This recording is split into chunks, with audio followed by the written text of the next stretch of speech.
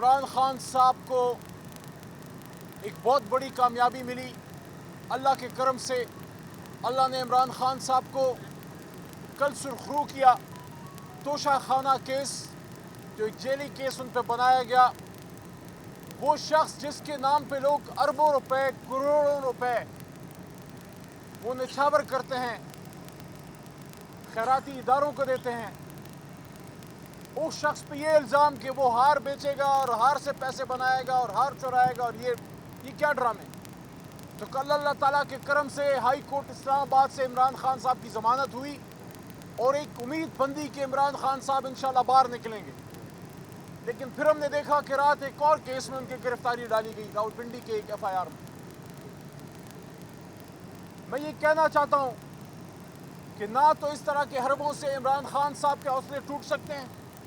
اس نے ٹوٹنا ہوتا تو پہلے وہ ٹوٹ چکا ہوتا، وہ ٹوٹنے کے لیے بنا ہی نہیں ہے.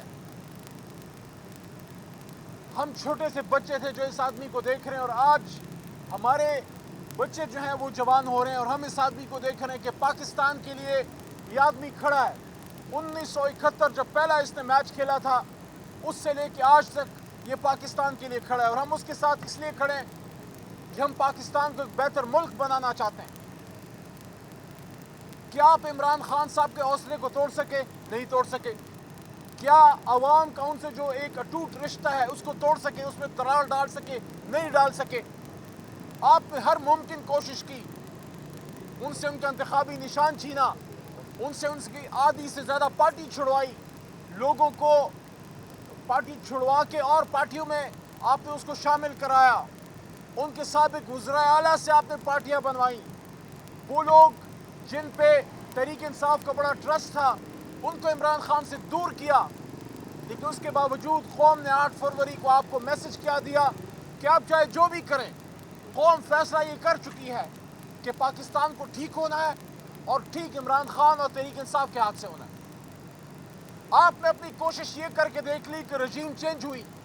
رجیم چینج میں اس ملک کے اداروں اور تمام ذمہ دار لوگوں کا اور پورے جمہوری سسٹم کی یہ ذمہ داری تھی کہ آپس کے اختلاف میں ہم دوسرے کے خلاف کسی بھی حد تک جاتے ہیں، لیکن جب بات ملک کی آتی ہے پھر ہماری ذمہ داری ہے، قومی فریضہ ہے کہ ہم اس وقت کے وزیر اعظم کے ہاتھ مضبوط کرتے.